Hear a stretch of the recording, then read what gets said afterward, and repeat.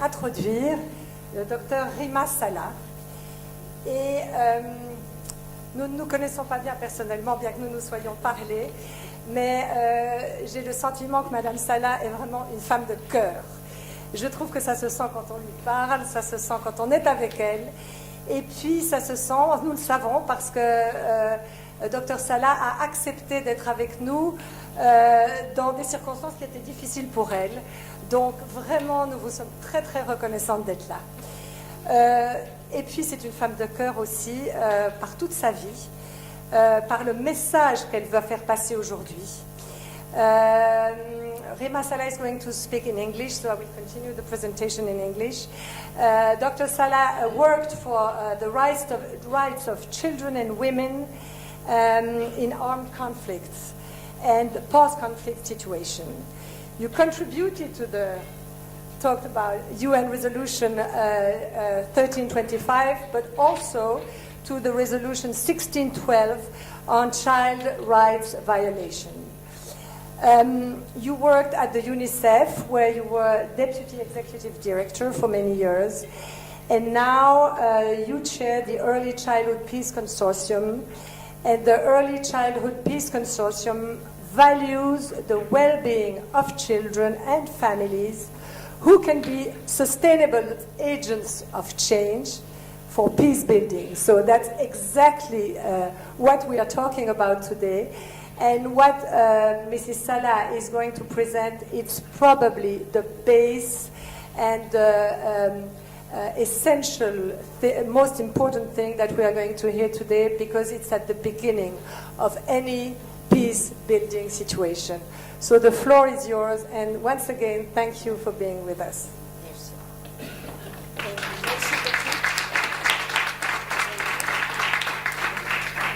Your Royal Highness, Princess Esmeralda of Belgium, thank you for your commitment for the cause of mothers and women. Madame Anne-Claire de Kerk, Présidente of Make Mothers Matter, Madame la Représentante de CARE, distinguished participants, ladies and gentlemen. It gives me great pleasure to participate in this very important and timely international conference, Mothers4Peace, and in this very beautiful country and historic city, Casablanca. I wish to express my gratitude to Madame Anne-Claire, President of Make Mothers Matter, for honoring me with her invitation. It is also the place and time to pay tribute to Make Mothers Matter, one of the oldest organizations devoted to the cause of mothers, raising their voices wherever they are for participation and social justice. I'm privileged to have the opportunities to talk to you on Pathways for Peace, the transformative role of mothers in building peace at home, emphasizing the role of mothers in changing the tide of violence and creating a culture of peace at home and in the community through the lens of early childhood development.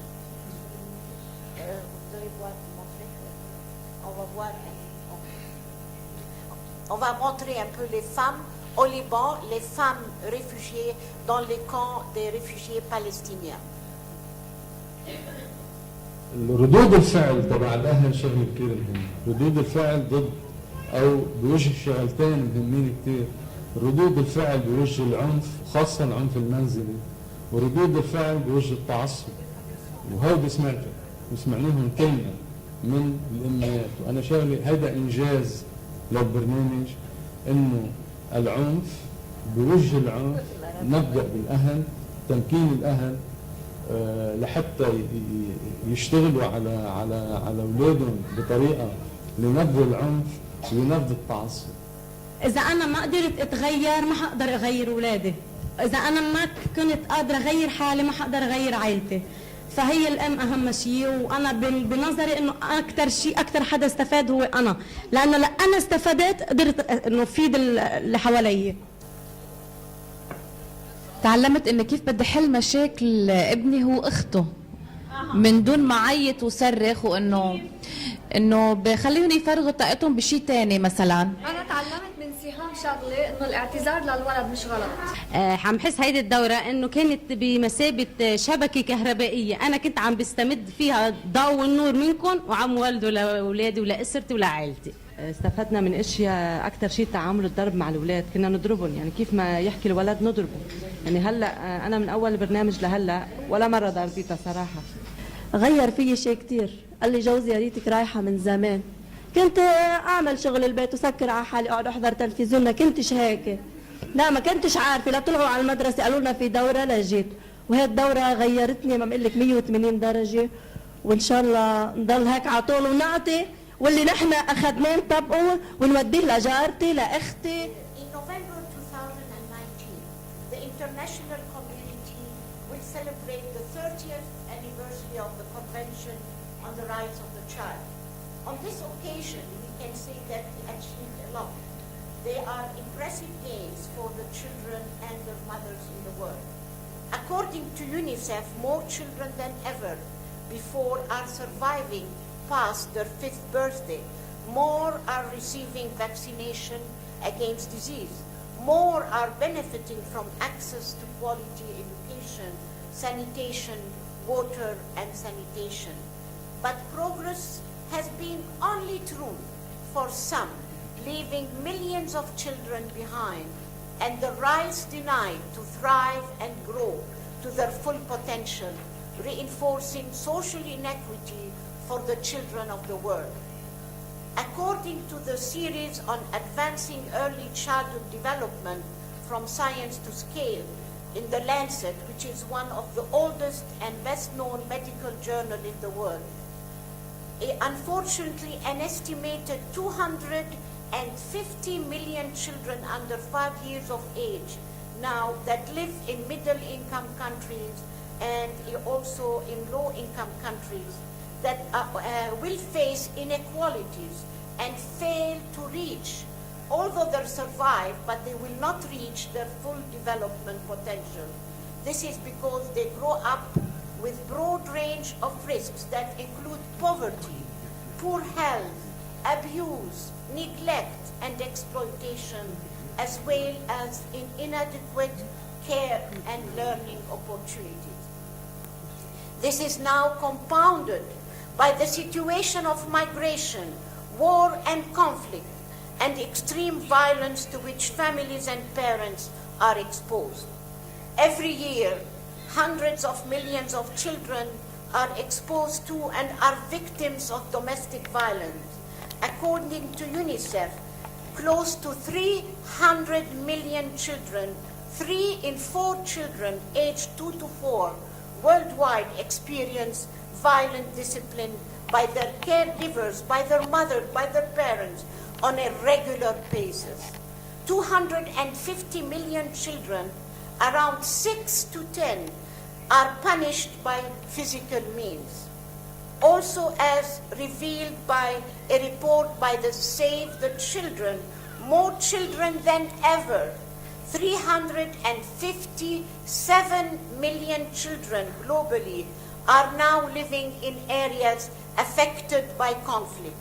Nearly half of these children are in areas affected by high intensity conflict, and they are exposed to 6 violations as elaborated by the United Nations. They are killed, they are maimed, they are recruited as child soldiers, they are sexually violated, abducted, attacks on schools also and on hospitals, and denial of humanitarian assistance. We should not see children being abducted and behind bars. It's against the rights of children. But more than that, according to UNICEF, there are almost 50 million children that have migrated and are refugees and are on the move, as we say. 28 million have been uprooted by horrific violence. They are displaced, and we know that the fabric of society, of the family, is disrupted and compromised, the very foundation of their institutions and particularly of the family. So the vulnerability of the family is further exacerbated by the separation of different members of their families. The parents are on one side, the children are on the other side. But the exposure of mothers to instability and stress challenge their ability to provide for their children, to protect their children, and nurture and give nurturing care as they need.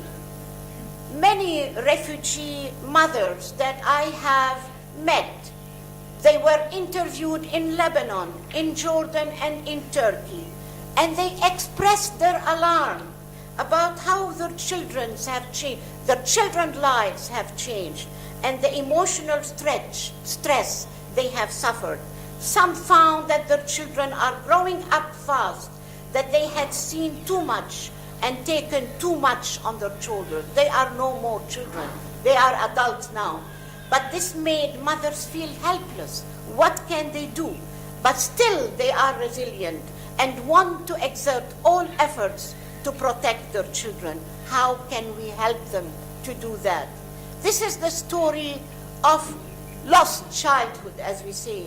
But what is more alarming and should concern us all is the lasting negative impact of deprivation and violence and displacement on young children, because it is detrimental effect on their development. Distinguished participants, advances in development and neuroscience, new science as we call it, are causing a revolutionary shift in the impact of positive and negative experience and the interplay of experience and genetics on the development of the brain of the child. We now realize that in the first years of life, the brain grows at a pace of 700 to 1,000 new neural connections per second, a pace that will never be achieved again. By age 3, the child's brain is twice as active as an adult's brain.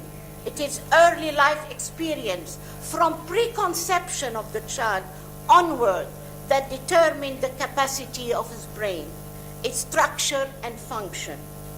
The new knowledge holds significant implication for the future of millions of children that live in fragile contexts, thinking about creating a culture of peace and about sustaining peace in the world. But also it brings new era for windows of opportunities to contribute to sustainable peace through investment in the positive early years of life and through the positive role of mother. It further highlights the importance of mothers and parenting and reinforces the evidence that by stimulation, caregiving, attachment, bonding to the child, and creating safe context for children, all this will have positive influence on the children. In addition, emerging and well-established scientific evidence shows that the links between early years of life and the early life environment in the refugee camps, in the home. But all this, we need peaceful families. And who brings peace? It's the mother that brings peace. It's the parents that bring peace to the family. And we know how resilient they are. In these critical times, unfortunately, the governments and the civil society, we have insufficient investment in the early years of life as a path to peace. So as Her Royal Highness said, we have to advocate as civil society with our government to invest in the early years of life. As also the peacemaking, when we talk about peace building, we ignore families, we ignore mothers, and we put them aside. Although the mother toils every day, day in and day out, as we say, to anchor peace in their home. If mothers do not anchor peace in their homes, who's going to do it? And when they anchor peace in their home, it is the foundation of building a culture of peace and sustaining peace in their society. And this is unfortunate because we have many examples from different countries, from Afghanistan to South Africa, from Nigeria to the Ivory Coast, from Turkey to Lebanon, from Jamaica to Chile and to Brazil. And this is a holistic and inclusive approach to program where we empower mothers to be mothers for peace. But when the parents participate in the program, for example, in Turkey, they said they became more aware of the importance of early childhood development, and this brought more harmony and peace to their families. A mother in Beirut, like we saw, the mother said, I do not beat my child anymore. I listen to him. I listen to my children, and I hear them, and I can bring my peace not only in my family, but also in the refugee camp around me. And a mother participating in a women's group in Côte d'Ivoire, in a program established by UNICEF, she said, the group helped me forget the war. We are not the same people again we were before. Since we're mixed, we are all together. We won't fight each other. Now my kids are in safety. I can work in the field and we can be at peace. We know also that mothers are vocal advocates for preventing conflict. We know it, they did it in Iraq, they did it in Syria. They also broke down what they were at the forefront, as we say, to diffuse tension and in their home and in their community. So to raise the voices of mothers, we need to raise, all of us need to raise the voices of parents, of mothers, as agents of change for peace. That's why we formed the Early Childhood Peace Consortium that was launched in 2013 in UNICEF in New York. And it brought many partners together, government officials, UN agencies, social and mass media, particularly also academia and practitioners. Its vision is to create an inclusive movement for peace, social justice, and prevention of violence through using early childhood development. Also, our goals are ambitious, I always say, but there is nothing to be ambitious for because of the cause of peace and for the cause of mother. Besides, we have every opportunity now to make this transformative shift and elevate early childhood development and the role of mothers on every agenda, the global peace agenda particularly. And this is for example, we have the Sustainable Development Goals, who for the first time, the Sustainable Development Goals recognize the role of early childhood development and also the role of mothers. It was a particular historic moment when 193 presidents, prime ministers, and heads of governments signed on the Sustainable Development Goals. Therefore, they are accountable to it. Also in the New York Declaration for Refugees and Migrants, where they said, even in situation of displacement, we need to empower mothers and we need to have early childhood programs. So in this, it is a new era, as I always call it, for peace, and because it calls on the participation of everybody. All civil society, as Her Royal Highness said, is very important, and the role of parents, the role of families, and the role of mothers are very important. To do that, we must empower mothers. We must empower families through designing programs that are safe, that are nurturing, that are inclusive and multiple sectoral.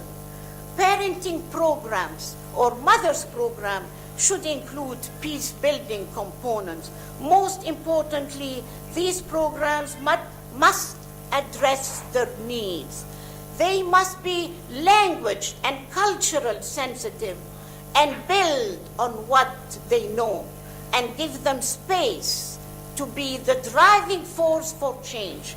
It is only then that mothers can play the role of peace drivers starting from home. We have the science, we have the knowledge and experience, and we have the will to build a world of peace. What we need from the global community is an unfailing vision and a commitment and a strong partnership, as Madame said, with mothers. The partnership is for mothers, but also with mothers. There is no better time than now to unite our strength and elevate the roles of mother that toil every day to erect building blocks for peace in their home and raising children as drivers of the culture of peace. Unissons-nous pour la paix. Unissons-nous pour la cause des mères. Unissons-nous pour les mères et pour la paix dans le monde, car ce sont les mères qui sont les protectrices de la culture de la paix dans la maison, la communauté et dans le monde. Et le temps, c'est maintenant. En arabe, on dit al-waqt huwa al-an. Al-waqt huwa al-an. Unissons-nous maintenant, car il sera trop tard après. Je vous remercie.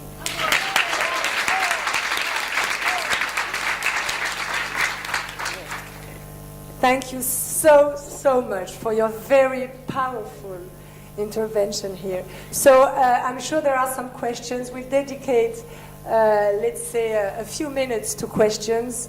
There is a microphone. Please raise your hand and we'll take a few questions, and then Dr. Salah will answer all of them at the same time.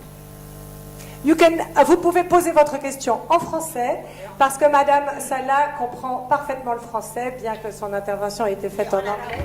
Et même en arabe, vous pouvez poser des questions. Donc voilà, il n'y a pas de barrière de langue.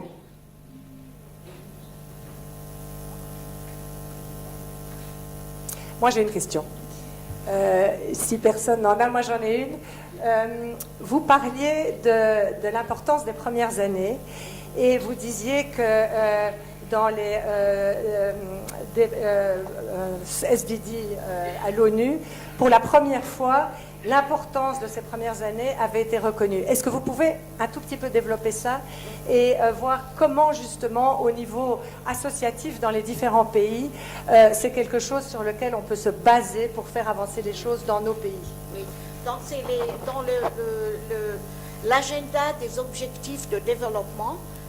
Donc pour la première fois, c'est l'objectif numéro 4 qui parle de l'éducation, mais aussi qui parle pour la première fois de l'éducation des petits-enfants, c'est-à-dire de la petite enfance. Comment il faut investir dans la petite enfance, parce que comme le secrétaire général, Ben Ki-moon, qui était secrétaire général en ce temps, avait dit on ne peut pas atteindre les objectifs, les 17 objectifs, si on ne peut pas construire, si on ne peut pas investir dans la petite enfance. Donc c'est très important. Mais, et comme j'ai dit, les chefs d'État, les rois en ce temps, les premiers ministres ont signé cet agenda. Et c'est pour cela qu'ils sont, ils doivent rendre compte. Et ils doivent rendre compte chaque année à cela. Mais nous, par exemple, comment il faut faire? Il faut avoir des politiques dans les pays. Il faut mettre aussi du budget, parce que parfois on oublie. Quand j'étais en Afrique il y a quelques années, je parlais de la petite enfance. Ils m'ont dit, madame, mais on n'a pas l'argent pour l'éducation. Comment on va mettre encore l'argent pour la petite enfance? Mais alors, on n'avait pas encore ces sciences que je viens de dire, que c'est plus important, la petite enfance, que peut-être l'école primaire. Donc, il faut comment travailler tous ensemble pour avoir ces politiques et le budget qu'on a besoin pour vraiment faire de la petite enfance une priorité dans tous nos pays. Merci beaucoup. Alors, il y a une question ici. On va en prendre plusieurs s'il y en a d'autres. Voilà, je voudrais savoir quelles sont les pressions qui sont faites concrètement sur les États, parce qu'ici au Maroc, il y a encore des lois qui vont à l'encontre des droits et de la mère et de l'enfant. Et pour moi, une mère, c'est une mère. Que l'enfant vienne dans le cadre du mariage ou en dehors du mariage, il y a malheureusement encore trop d'enfants abandonnés dans mon pays. Et ça, c'est une réelle catastrophe parce que j'ai l'impression qu'il n'y a pas une vraie volonté. Un enfant est toujours considéré comme bâtard par les lois. Le fait de permettre à une mère célibataire de déclarer l'enfant à l'état civil par son nom de famille, c'est une révolution par rapport aux pays arabes. Mais il reste toujours avec un prénom présumé de père. Et ça, c'est quelque chose qui ne va pas là-dedans. Et même quand il y a un test génétique qui est demandé par le juge et que la mère gagne le procès pour avoir le nom du papa biologique, lui, il demande encore à la justice de revoir les textes. Donc il y a un double langage, en tous les cas, dans mon pays, sur le plan social, politique. Il y a énormément de travail. Pour le moment, la société civile se bat, mais nous, on travaille avec les moyens dont nous disposons. Et c'est très lourd d'essayer de donner le maximum de chance à beaucoup de bébés, ne serait-ce que de rester avec leur mère pour commencer et retrouveront leur famille par la suite. Je vous parle de quelque chose que je connais. J'ai 58 ans de militantisme dans le domaine social et associatif, 33 ans en solidarité féminine. Je sais dont je parle, c'est quelque chose qui me tient à cœur, particulièrement ce qui concerne les droits de l'enfant, qui, eux, n'ont pas demandé à venir au monde. Merci. Pouvez-vous dire votre nom parce que vous êtes quelqu'un qui vous êtes effectivement battu. Je m'appelle Aïcha Echana et je suis présidente fondatrice de l'association Solidarité féminine, très connue à l'échelle nationale et à l'échelle internationale, puisque j'ai reçu beaucoup de prix à l'échelle internationale. Si vous voulez, la reconnaissance internationale me sert pour faire pression ici, dans mon pays, par la voie médiatique. Parce qu'il s'agit aujourd'hui, la militante que je suis fait le tour des universités, parce que je me suis rendu compte que ce n'est pas les politiques et les lois qui vont changer les choses. Il faudrait qu'il y ait un changement de mentalité. Donc c'est vers les jeunes que je vais aujourd'hui, parce qu'il est grand temps que les jeunes se mêlent de la chose publique. Il s'agit de l'avenir de leur société. Merci. Merci, madame. Merci pour vos efforts, mais c'est pour cela que je parlais de partenariat. C'est-à-dire, ce n'est pas seulement la société civile, c'est tout le monde qui doit travailler ensemble. Les gouvernements, la société civile, les jeunes, les maires. Donc, il faut vraiment les organisations non gouvernementales et les organisations non gouvernementales dans les pays, mais aussi les organisations non gouvernementales qui sont internationales pour l'appui.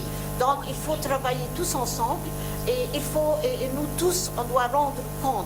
Parce que c'est les générations futures qui vont nous dire qu'est-ce que vous n'arrivez rien fait pour nous. C'est pour cela que ce partenariat est très important et ça prend du temps pour que les lois changent. Mais il faut dire que la Convention des droits de l'enfant a été signée et ratifiée par les plus grands, c'est-à-dire seulement un pays dans le monde n'a pas ratifié, mais ça a été ratifié par tout le monde. Donc c'est pour cela que le partenariat est toujours élever notre voix et dire vraiment c'est les parents, les familles qui sont mises parfois de côté dans le monde, surtout pour la paix, parce qu'on croit que quand on va faire la paix dans un pays, on peut signer la paix et sans... Parce que j'étais dans une mission de la paix, par exemple, et on croyait si on signait, et c'est fini, il y a la paix. Mais c'est vraiment, c'est les parents, c'est les familles qui inculquent la paix dans le cœur de leurs enfants et dans leur maison et vraiment dans la société. Je vous remercie. Merci beaucoup. Alors maintenant, je vous remercie infiniment. Et l'intervenant suivant, qui est M. Gary Barker, n'est malheureusement pas là. Il a perdu son beau-père il y a quelques jours et donc forcément il est retourné au Brésil pour être auprès de sa femme et de sa famille. Il va être présent par Skype. Donc c'est un exercice un peu périlleux que nous faisons là. J'espère que ça va fonctionner bien. Je vais vous présenter en quelques mots Gary Barker, qui est une éminence dans son domaine, parce que c'est vraiment... Il a créé une organisation qui s'appelle Promundo, qui a lancé la campagne Men Care. C'est-à-dire que ce qu'il dit, c'est que tout le travail de soins est un travail qui n'est pas reconnu. Il n'est pas reconnu quand il est fait par les femmes, il n'est pas reconnu quand il est fait par les hommes. C'est un travail qui est non reconnu et pourtant il est à la base de tant de choses pour notre société. Alors, Gary Barker a, avec son organisation, initié le premier rapport mondial sur l'état des pères dans le monde. En collaboration avec des universités, avec des chercheurs, avec des acteurs de terrain, il a été voir des pères dans le monde entier, il a été voir des initiatives qui impliquaient des pères. Et par rapport à ce que la princesse Esmeralda a dit tout à l'heure sur l'importance des pères qui ont motivé ces femmes qui ont été prix Nobel, et l'importance des pères pour énormément de choses dans la famille, Gary Barker a été vraiment à l'origine d'un mouvement qui est très important et je pense qu'il est actif à l'ONU et que donc nous sommes très heureux qu'il puisse intervenir par Skype et il est très tôt au Brésil, mais malgré tout il est là, donc voilà. Je ne sais pas s'il m'entend. Mais en tout cas, nous lui souhaitons la bienvenue et il va nous parler. Ah, on le voit déjà. Good morning.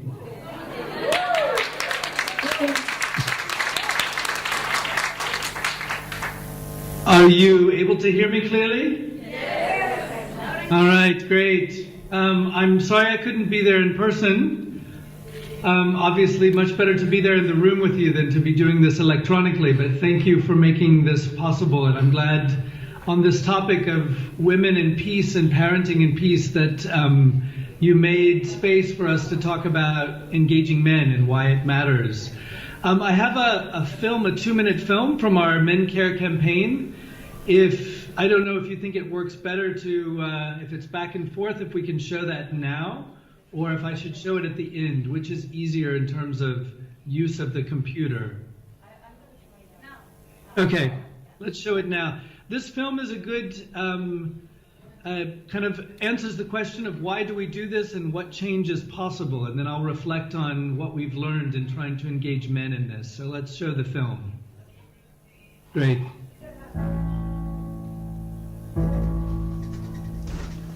Minha mãe, uma vez, quando ele bateu na porta, minha mãe abriu, ele estava alcoolizado, estava bêbado e deu um soco.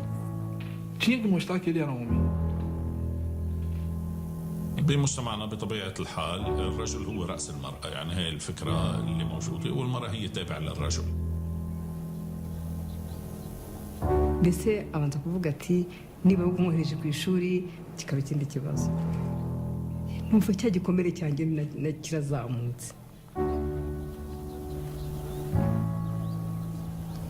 පිරිමියාය මේම තමයි ඉන්න ඕනේ. ඒ කියන්නේ ගෑනුන්ගේ වැඩ කරන්න කොහොමද අකමැත්තේනේ.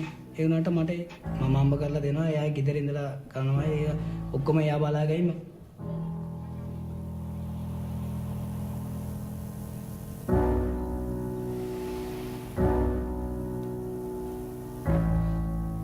Eu ficava dentro do meu quarto, digamos assim, trancado. Não, isso aqui ninguém mexe.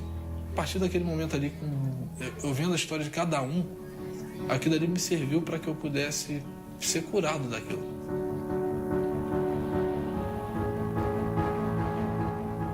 මට ඉස්සරලාම පොඩ්ඩක් ලැජ්ජ වුණා. මේ මාස 3ෙම ගියා වගේ. වෙන එකක් මගේ තුල එඟට ආවා වගේ දැනුණා.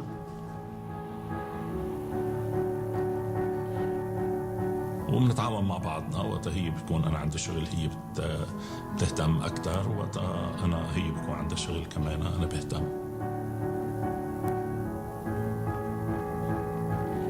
umukobwa we yimubihe buryo nyamara n'umukobwa wanjye nkumva ni ibintu nawe bimushimye kuba yarahindutse bifite umusaruro ushimishije. Essa ferramenta é poderosa diante de uma comunidade de transformação. Ela não vem de um monte, ela vem pingo, pingo, pingo, então torna aquele rio forte.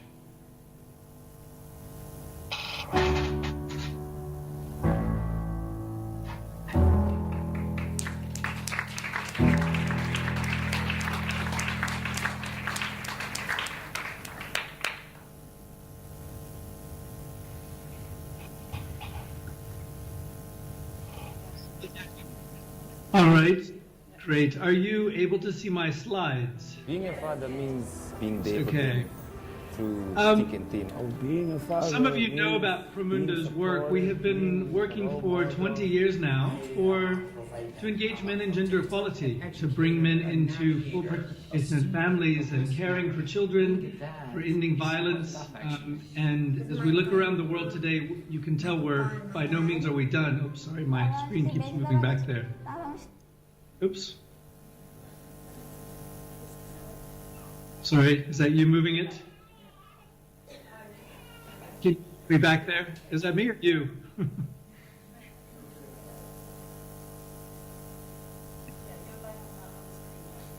Oh, okay, but for some reason I keep moving. All right, sorry, let me start again here. For some reason I kept moving ahead. There we go. All right. So I wanted to start off with the challenge with how do we engage men in this, and what are the reasons that it's so difficult at times to engage men to be full caregivers. This first slide, this is from a study we recently did in Palestine. We've just done a 4-country study on men and their participation in families, supported by UN Women. And in each of the countries, we've also done a photo exhibition of men doing caregiving. And in Palestine, it was quite interesting because women were often reluctant for us to take pictures of their husbands doing the caregiving. And we asked them why, and they said, well, you know, there's not a lot of men doing this where we live. One of the reasons is that about 1 in 5 men had been detained by the Israeli Defense Forces or for other reasons. Many men are also migrating for work, and women were afraid there's so few men doing what they thought men should be doing that they were afraid their neighbors, other women in the community, would envy them for having these caring and involved men. And I think that's one of the challenges. What is it that keeps men from being the fully involved men and caregivers that they should be? We focus a lot on engaging men and doing the caregiving because we believe this is the root of the gender divide. This is where we start to divide the world into saying what happens at home is the lesser thing. And what happens outside the home, which is usually the world of men, is the place where the important things happen. Where we basically say women know how to do the hands-on caregiving. Somehow it's biologically innate with them. And we say men don't really know how to do that. And we send men off into the world to do the things that we teach boys how to do. How to achieve, how to show their dominance over others. And we often tell them, this is not your stuff. This is for your sisters and your mother. So we think this is a key point in how we raise our children, for our daughters to be fully empowered and to see the world as fully theirs, and for our sons to see that they need to be fully caring individuals who see that what we do to care for others in the home and elsewhere is as important as anything that they do. Part of our research is we carried out in 2015 the first ever State of the World's Fathers, looking at the global research about how much in the care of children or how much they don't. Our very first report pointed out just how little data we had on men's participation as caregivers. And our conclusion was, if we as a world, as a planet, don't count how much men participate in the care of children, we don't really think it's all that important after all. Our second report, we were able to gather data from about 100 time use studies from around the world, looking at how much men do or do not participate in the daily care of children. That has been part of the conflict in DRC. It is part of the reason that soldiers and combatants rape, is to also demoralize the men. And we know that in many cases, when a woman has been raped in the conflict, men will often kick her out of the household. She will be made to go back to her family or made to leave. We also know in other cases where she's not kicked out, that men, with their own trauma and feeling like they couldn't do anything to stop it or not understanding her trauma, will often use violence against her. So our work engages men whose wives experienced rape, and we also recruit men from the community who are seen as coping well, men of good standing, so that they're part of coping and helping the men who have gone through and their wives have gone through this very traumatic situation, to help them, showing them ways of being nonviolent partners.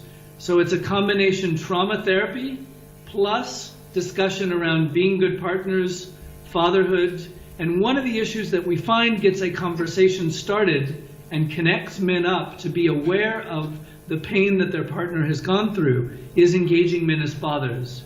I would be glad to provide a contact to the director of our office there and our staff. We have an office in Goma, in Bukavu, and in Kinshasa, we're working with young men in a model called Manhood 2.0, working with young men where we also discuss issues like consent and women's rights and helping young men think about what it means to be nonviolent partners. So I would be glad to provide those links for your colleague from DRC to our office in DRC. Ça répond à votre question. Très bien. Nous vous mettrons en contact avec Gary Barker pour qu'il puisse vous donner les informations. Très bien. Madame la princesse. Yeah, because I will say in English, so Gary can hear. I think what he said is very important because rape has been really used as a weapon of war, especially in all those regions. As he said, to demoralize, to humiliate the whole family, the whole community. So the only way forward, I think, is that conversation with everybody, with the young men, with the fathers, with the mothers, to understand that it's the whole community which suffers and that the woman should not be expelled, how she is very often after a rape. Ok. Donc moi c'est Khadija, je viens de Caire, Mali. Donc je voulais juste témoigner par rapport à ce que Gary vient de dire tout de suite. En fait, nous en 2013, nous avons bénéficié de l'appui de Promundo au Mali, en partenariat avec Instat et en collaboration avec ONIFAM en tant que CARE pour mener une étude sur la masculinité positive. Et c'est suite au résultat de cette étude que CARE Mali a pu commencer la mise en œuvre de l'approche engagement des hommes, que nous appelons Men Engage, pour faciliter l'implication et la participation des femmes dans tout le processus. Donc on a un rapport disponible qui a été publié.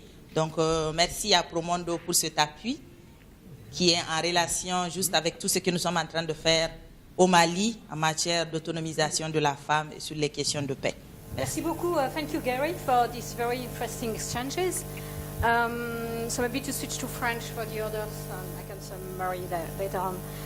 Je voudrais juste rebondir sur la question de Madame en illustrant peut-être également ce qui peut, en complément de ce qui a été dit, peut être fait. Illustration par ce que fait CARE ici au Maroc. Et le lien qu'on a fait tout à l'heure, Madame, avec l'âge préscolaire. Je crois qu'il est capital de démarrer dès le plus jeune âge, de démarrer en âge préscolaire. Et lorsque CARE Maroc intervient dans les écoles préscolaires, nous intervenons avec un axe spécifique, en complément des autres composantes, sur la lutte contre les stéréotypes hommes-femmes, contre la lutte des stéréotypes garçons-filles, par des formations des éducatrices œuvrant dans le préscolaire, par un accompagnement de ces éducatrices, mais également un accompagnement des parents, des mères, pour qu'elles puissent comprendre quel est l'impact de l'éducation avec stéréotypes sur l'enfant, sur sa scolarité et sur éventuellement la violence domestique basée sur le genre. Donc c'est vraiment plus jeune âge que ça commence. Ensuite, pour rebondir un petit peu aussi sur ce qui a été dit, on le verra un peu plus tard, mais il est vrai que quand CARE a démarré des interventions de ce qu'on appelle, certains le connaissent peut-être, Association villageoise d'épargne et de crédit, qui permet aux femmes en situation précaire d'avoir accès à une activité économique, on avait pu observer dans les débuts de ces interventions, dans les monitorings de CARE, des effets négatifs finalement non attendus, qui était recrudescence de la violence au sein des foyers, parce que la femme, finalement, acquérait un certain pouvoir, et ce qui mettait l'homme en situation instable, donc une recrudescence de la violence domestique. Également des effets tels que, à partir du moment où elle amenait elle-même des recettes au niveau du foyer, soit l'homme pouvait reprendre cette recette, soit arrêter tout simplement de travailler.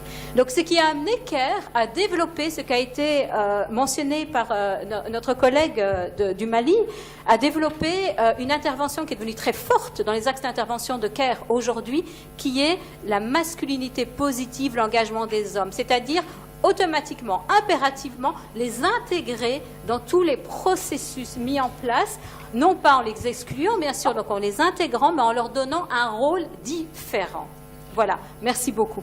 Merci, merci beaucoup pour ces exemples. Je crois que Madame Achena... Merci beaucoup. Il se trouve que je suis sur le terrain. Et sur le terrain, il y a encore énormément d'enfants qui naissent en dehors du mariage. 153. Ça veut dire que par jour, d'après les statistiques qui ont été faites par l'UNICEF et la Ligue marocaine de protection de l'enfance, il y a encore 24 bébés abandonnés par jour. Ça veut dire qu'il y a quelque chose qui n'est pas encore réglé dans notre pays. Non seulement il faut changer les lois, et comme je vous ai dit tout à l'heure, il faut changer les mentalités.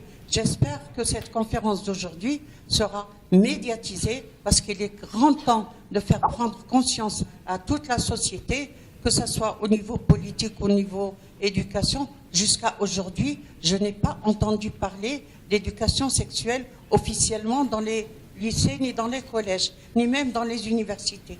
Et je suis étonnée de voir que dans les universités, encore aujourd'hui, ça reste tabou. Il y a un autre problème qui se produit, c'est que le mariage est interdit avant l'âge de 18 ans. Donc les familles, qu'est-ce qu'ils font? Ils marient leur fille à 14-15 ans par ce qu'on appelle la Fatiha, vous voyez, le texte coranique. Après, elle fait 1, 2, 3 enfants. Le père biologique se débine de sa responsabilité. Et voilà que notre femme devient mère célibataire, et les enfants n'ont même pas le droit d'être reconnus par le père immédiatement. Il y a un problème là-dedans. Il y a des choses qui ont évolué au Maroc, mais il reste encore beaucoup à faire. C'est une chance qu'une mère célibataire puisse donner aujourd'hui son nom de famille à son enfant et qu'elle donne un prénom présumé de père. Mais ce n'est pas suffisant, parce que quand l'enfant va grandir, et ça, je peux vous parler d'expérience de terrain, il va se retrouver devant une attestation de naissance, voilà, au moment où il va passer des diplômes supérieurs, où il n'aura pas de grand-père. Donc on saura tout de suite qu'il est bâtard. Et quand on est bâtard, on a moins de chances de prendre des postes à responsabilité. Si j'en parle aujourd'hui, c'est parce que je voudrais faire prendre conscience aux Marocains ici présents, à la presse qui est ici présente, qu'il faudrait qu'on continue à travailler encore beaucoup plus, que ce soit dans les lycées, dans les collèges, dans les universités, pour qu'il y ait un large consensus et une prise de conscience vraiment sociétale, parce que c'est là aussi où ça se passe. Chez les politiciens aussi, ils doivent aussi prendre conscience. En tous les cas, moi, je n'ai plus, en tant que militante, je n'ai plus la patience d'attendre que les politiciens mettent en pratique les lois qui vont protéger la femme et l'enfant. Donc, j'en parle publiquement, c'est pour provoquer un questionnement. Ça devient urgent. Urgent, je m'occupe de mères célibataires et je sais de quoi je parle. Vous voyez, pour essayer de faire changer les choses dans l'état d'esprit de tout le monde. Merci beaucoup. Nous entendons bien votre appel et j'espère de tout cœur que les journalistes ici présents vont le transmettre. Et alors, d'après ce que vous dites, une question à Gariba comme vient. Gary, I just would like, the lady was just talking about mothers left alone with their children and the father is gone. Do you have programs to responsibilize men about the birth of a child? What is done about in your program? Do you have something specific done about that? Yeah, I think the question is, one is having the policies in place that hold men accountable in terms of either paying a pension, and certainly we recommend to governments putting in place laws that hold men economically accountable for the children that they have.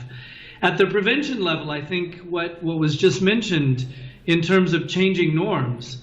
And certainly, how do we reach men earlier on so that men simply wouldn't do this? So how is it that we raise awareness and reach our sons earlier on with these messages? That's certainly one of the key messages behind our young men's training program. We either call it Program H or Les Hommes, and Homens in Portuguese and Hombres in Spanish. And we try to do that work from school age onward so that we're engaging men even earlier, so that boys wouldn't even think about being a non-engaged father.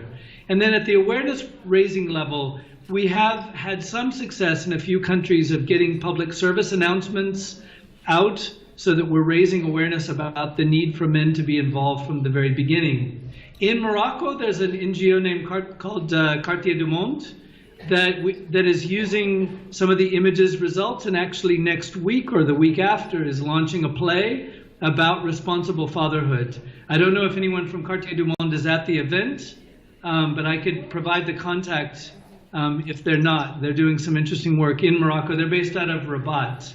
I don't know if anyone from Cartier is at the event or not, but it's precisely that combination of engaging men directly, engaging service providers, so whether that's health or early childhood or child welfare, and about the norm change that needs to happen.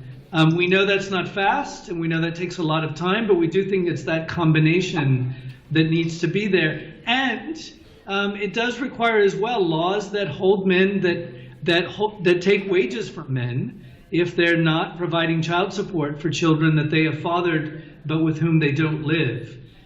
Costa Rica and Central America has very strong laws. We've worked in Brazil, where we started Promundo, on strengthening the laws so that women can hold men accountable when they're the father but they're not participating economically. So we do think that's a necessary part of the equation. Thank you very much, Gary, for this global experience that you have and that you shared with us. And thank you to all the technicians who worked with us to make it possible. We will stop here, and we thank you very, very much for your participation. Thank you. Good luck with the rest of the event. Thank you, Rule.